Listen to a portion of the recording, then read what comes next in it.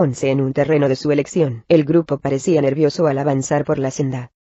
De modo inexplicable, en la horda, solo había un gigante. De sus 3 compañeros, no se veía ni rastro.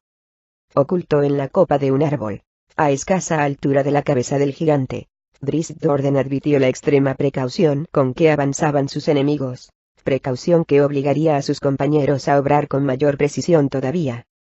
La clave de la situación radicaba en el gigante, como Drizzt había explicado pacientemente a Dagnabit y Bruenor al planificar el ataque. Firmemente convencido al respecto, Drizzt se había situado en primera línea, por delante de los enanos ocultos en el bosque, y dispuesto a descargar el primer golpe, que estimaba decisivo, en compañía de la pantera, su formidable aliada. La senda aparecía claramente marcada entre los árboles que poblaban la pequeña hondonada. Drizzt contuvo el aliento, y se apretó contra el tronco del árbol cuando los avisados orcos enviaron una avanzadilla para inspeccionar el terreno. Menos mal que había logrado convencer a Bruenor y Dagnabit de que tendieran la emboscada a cierta distancia de allí. La avanzadilla de 4 orcos inspeccionó el terreno, pateando los montones de hojas muertas apiladas sobre el suelo. Mientras 2 de los orcos se mantenían a la expectativa en primera línea, sus 2 compañeros deshicieron los andado para franquear el paso a la columna. Esta reanudó su marcha, sin tantas precauciones como un momento atrás. Los orcos situados a la cabeza pasaron bajo la posición de Drizzt. Este dirigió su mirada al otro lado del sendero, donde Genuibar estaba al acecho. Con un gesto, el drow indicó a la pantera que se mantuviera inmóvil, pero presta al ataque. Drizzt se situó sobre una rama que había elegido previamente, y echó mano a sus cimitarras, que mantuvo bajo la capa, de forma que su mágico destello y el brillo del metal no lo delatasen. El gigante seguía caminando, dando largos pasos, con la vista fija al frente. Drizzt saltó de la rama y aterrizó sobre el descomunal hombro del gigante, sajando una y otra vez con sus cimitarras antes de saltar al otro lado del sendero cuando ya el gigante se aprestaba a agarrarlo. El drow no había causado grandes daños al gigante, pues no era esta su intención, pero sí había conseguido que el bruto se distrajera un segundo. Cuando Genuibar saltó tras él, la pantera encontró vía libre a su garganta, donde mordió firmemente, desgarrando el cuello del gigante. Este emitió un sordo rugido, y golpeó al felino con sus manazas. Lejos de soltar su presa, Genuibar siguió cerrando sus mandíbulas, hundiendo sus colmillos en la carne, mordiendo con fuerza cada vez mayor, machacando la tráquea del gigante, abriendo las arterias de su cuello. En el suelo, los orcos salían de estampida, huyendo del patear del gigante y de las ramas de árbol que caían al suelo. Pero, ¿qué pasa? Quiso saber el orco. Un maldito gato de las montañas, exclamó otro orco. Un enorme gato negro. El gigante finalmente consiguió quitarse a Genuibar de encima, sin darse cuenta de que el felino acababa de arrancarle un gran trozo de cuello. Con un esfuerzo adicional, el bruto aferró a la pantera y empezó a apretar. Genuibar emitió un lastimero, prolongado gemido de dolor. Estremecido por aquel sonido, Drizzt envió a la pantera a su plano astral. Por mucho que el gigante seguía apretando con las manos, la pantera al instante se convirtió en una niebla insustancial. El monstruo se llevó la mano al hombro y palpó la sangre, que brotaba a chorro. Frenético, el gigante se revolvió y pateó el suelo, aterrorizando a los orcos antes de desplomarse dando boqueadas. «El gigante ha matado al gato», exclamó uno de los orcos. «La bestia se encuentra bajo su cuerpo». Un par de orcos corrieron a socorrer al gigante, si bien el aterrado mastodonte los apartó de su lado a manotazos. Eran multitud los orcos cuya atención estaba por completo concentrada en el gigante, y se preguntaban si sería capaz de levantarse, o no. Razón por la que no vieron que los enanos los estaban rodeando con sus martillos de guerra. Sumidos en la confusión más absoluta, los orcos discutían a gritos entre ellos. Hasta que un orco volvió el rostro lo suficiente para darse cuenta del sigiloso avance de los enemigos. Abriendo mucho los ojos, el orco señaló a los enanos, y abrió la boca en un grito. El grito al instante fue secundado por los demás. Al griterío de los orcos muy pronto se le sumó el de los enanos, que corrían al asalto, arrojando una primera lluvia de flechas y lanzas antes de recurrir a sus hachas, martillos, espadas y piquetas para sembrar la muerte entre sus enemigos. Un orco trató de reagrupar a sus compañeros, hasta que una cimitarra hendió su espalda y le atravesó un pulmón. Otro orco asumió entonces el mando, hasta que una flecha silbó en el aire y se clavó en el tronco de un árbol, a escasos centímetros de su cabeza. Más preocupado por su propia seguridad que por la organización de la defensa, el efímero cabecilla salió corriendo despavorido. Justo cuando la primera de las líneas empezaba a tener un mínimo de organización, Wulfgar arremetió describiendo molinetes con su martillo de guerra, y abatiendo enemigos de dos en dos. Aunque recibió algunos golpes en la refriega, el bárbaro no cejó en su empuje, alentado por la canción que sus labios dedicaban a Tempus, su particular dios de la guerra. A un lado, Catibrie se debatía entre la euforia y el dolor. Cada vez que tensaba su arco se veía obligado a destensarlo, frustrada. Sus dedos lesionados le impedían disparar, pues tenía miedo de herir a alguno de sus compañeros sumidos en el fragor de la batalla. A todo esto, seguía sin saber dónde se encontraba Drizzt entre aquel amasijo de orcos. Aunque le dolía no participar en la batalla, Catibrie entendía que ésta se estaba desarrollando del mejor de los modos posibles. Sus camaradas habían pillado a los orcos desprevenidos, sin que los fieros enanos mostraran la menor vacilación en su asalto. Catibrie encontraba particularmente alentadora la forma de luchar de Wulfgar. El bárbaro luchaba con ferocidad y confianza en sus propias fuerzas, propinando golpes mortales a diestro y siniestro. Su estampa era la de un hombre muy distinto al de antaño, inseguro de sí, temeroso y ansioso de proteger a los suyos por encima de todo. Este no era el hombre que había abandonado sus filas cuando se lanzaron contra la piedra de cristal. Este era el Wulfgar que había conocido por primera vez en el Valle del Viento Helado, el que se sumara con entusiasmo al asalto de Drizzt a la guarida de Big Green. Este era el Wulfgar que había encabezado la contraofensiva bárbara dirigida contra los esbirros de Acarkeset que moraban en aquel gélido paraje. Este era el hijo de Beornegar, el mismo de antes. Catibrie no pudo reprimir una sonrisa al verlo arremeter contra sus enemigos, pues el instinto le decía que no había espada o garrote que pudiera con él, que el bárbaro estaba muy por encima de todos ellos. Aegisfan daba cuenta de orcos, y más orcos, como si estos no pasaran de ser meros obstáculos inertes en el camino de su dueño. Cuando un orco se ocultó tras un arbolillo, Wulfgar soltó un grito estremecedor, y, con un tremendo golpe, aplastó el arbolillo, y al orco que se escondía tras él. Cuando Catibrie por fin apartó sus ojos del bárbaro, el combate había concluido. Los orcos que continuaban con vida, y que seguían siendo numéricamente superiores a los enanos en proporción de 3-1 huían en desbandada, arrojando sus armas al suelo. Bruenor y Dagnavik dirigieron a sus guerreros con prontitud, deseosos de cortar la retirada al mayor número posible de enemigos. Wulfgar se aprestó a colaborar en la limpieza final. Desde donde se encontraba, Catibrie advirtió que 3 orcos corrían a esconderse entre los árboles. Catibrie les apuntó con el arco, pero ya era demasiado tarde para alcanzarlos.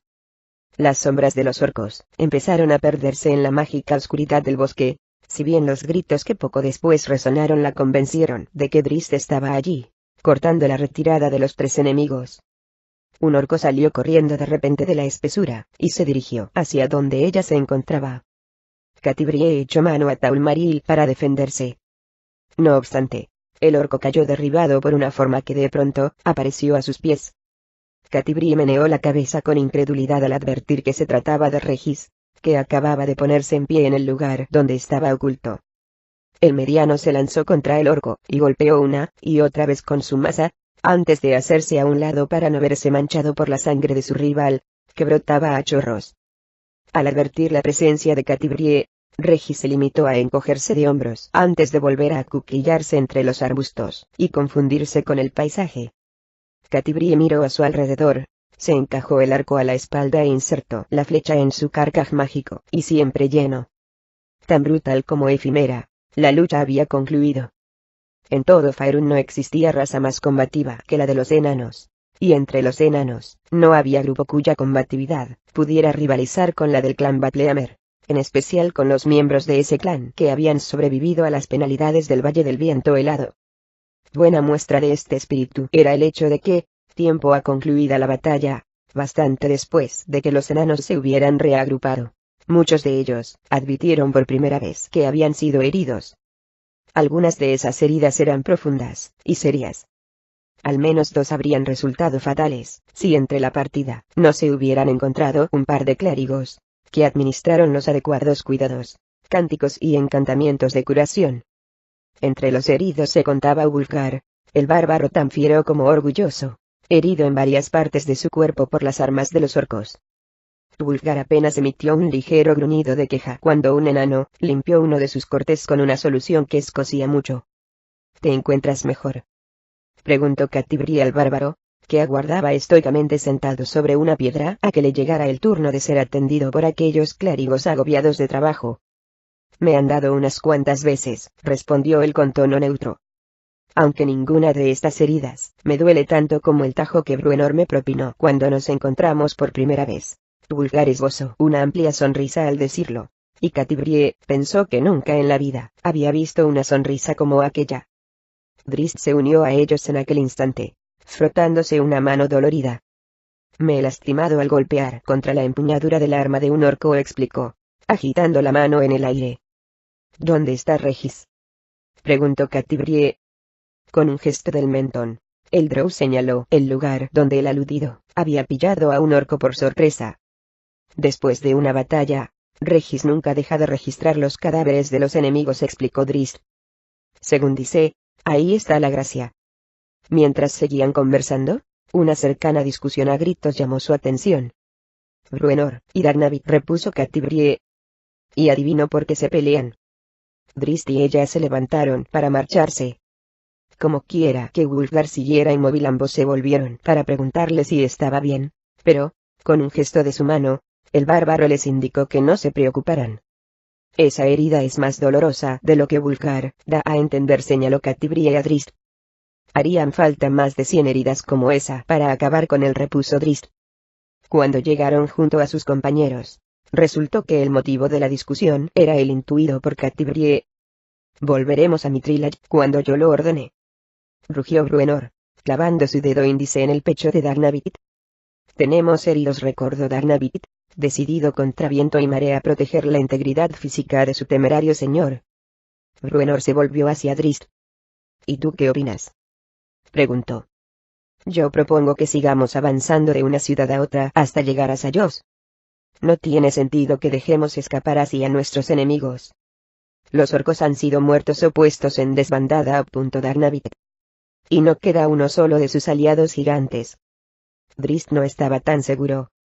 El atavío, la postura y la limpieza de los gigantes muertos lo llevaban a sospechar que no eran guerreros errantes, sino miembros prominentes de un clan de gran tamaño. Pero Drizzt prefería reservarse sus sospechas hasta que reuniera más información. Estamos hablando de unos pocos orcos, y de unos pocos gigantes, bramó Bruenor, antes de que el drow pudiera pronunciar palabra. Lo más seguro es que en la región haya bastantes más. Mayor razón para que nos retiremos, nos reagrupemos y encomendemos las tareas de limpieza a Puent y sus muchachos, respondió Darnavik. Si Puent y sus muchachos llegan a Sayos, se olvidarán de esos orcos piojosos, contestó Bruenor. Varios de los contertulios, Drizzt entre ellos, captaron la broma, bienvenida en aquel momento de tensión. Darnavik, sin embargo, no pareció pillarla, o eso se deducía de su expresión ceñuda. No creas que no entiendo tu punto de vista, dijo Bruenor al cabo de un momento. Lo que sucede es que, en mi opinión, nos quedan un par de asuntos pendientes de los que no quiero desentenderme. Tenemos que atender a nuestros heridos. Y tenemos que avisar a las gentes de esta región del peligro que corren. A la vez, tenemos que estar preparados para combatir a nuestros enemigos en terreno más próximo a Mithril. Darnavik ya se disponía a contestar, pero Bruenor lo hizo callar con un gesto de su mano. En consecuencia, lo que haremos será enviar un grupo con los heridos, con órdenes de decir a Puent que se ponga al frente de 100 de sus muchachos y establezca una base al norte del Valle del Guardián. Los 200 guerreros restantes se encargarán de bloquear el terreno llano que se extiende, junto al sur Brina al norte de Mithril. Este es mi plan, concluyó. Un buen plan, que suscribo, repuso Darnavik. Un buen plan que no te queda más remedio que aceptar, corrigió Bruenor. Pero, balbució Darnavik, Cuando Bruenor se volvía ya hacia Drist y Catibrie, el rey de los enanos de nuevo miró al oficial. Pero propongo que vuelvas a Mithril con los heridos, remachó Darnavit. Drist creyó ver que de los oídos de Bruenor salía humo. Por un instante creyó que el señor de los enanos iba a agarrar a Darnavit por las barbas. ¿Me estás diciendo que me aleje para esconderme?, preguntó Bruenor, dando un paso hacia Darnavit y situando su nariz a escasos milímetros de la de este. Te estoy diciendo que mi trabajo consiste en preservar tu seguridad. ¿Y quién te encomendó dicha labor? Gandalug. ¿Y dónde está Gandalug ahora? Sepultado bajo una pila de rocas. ¿Y quién es su sucesor? Está claro que eres tú. Con aire divertido, Bruenor situó las manos en sus caderas y dirigió una traviesa mirada a Darnavit, como si las conclusiones cayeran por su propio peso. Es verdad que Gandalug ya me avisó de que algún día me vendrías con estas, reconoció Darnavit, vencido. ¿Y que te recomendó que me dijeras en un caso así? Darnavit se encogió de hombros. Gandalug se contentó con soltar una carcajada, respondió. Bruenor le dio un puñetazo en el hombro. Dispón las cosas del modo que he dicho, ordenó. Me acompañarán 15 de los nuestros, más mi hija y mi hijo adoptivos, el mediano y el Drow. Sería conveniente que por lo menos uno de los sacerdotes acompañara a los heridos. Bruenor se mostró de acuerdo. Pero el otro se viene con nosotros, agregó. Zanjada la cuestión, Bruenor se volvió hacia Drist y Catibrie. Wulfgar está entre los heridos, le informó ella. Catibrie lo guió hasta la roca en la que Wulfgar estaba sentado, ocupado en vendarse el muslo. ¿Quieres volver con el grupo de los heridos?, preguntó Bruenor, examinando las numerosas heridas. Me apetece tan poco como a ti, contestó Wulfgar. Bruenor sonrió y no insistió. Más tarde, 11 enanos, 7 de ellos heridos, y uno más transportado en unas angarillas improvisadas, se pusieron en camino hacia los llanos campos del sur que llevaban a su hogar. 15 más, encabezados por Bruenor, Red y Darnavit, y acompañados en los flancos por Drist, Catibrie, Regis y Wulfgar, pusieron rumbo al noreste.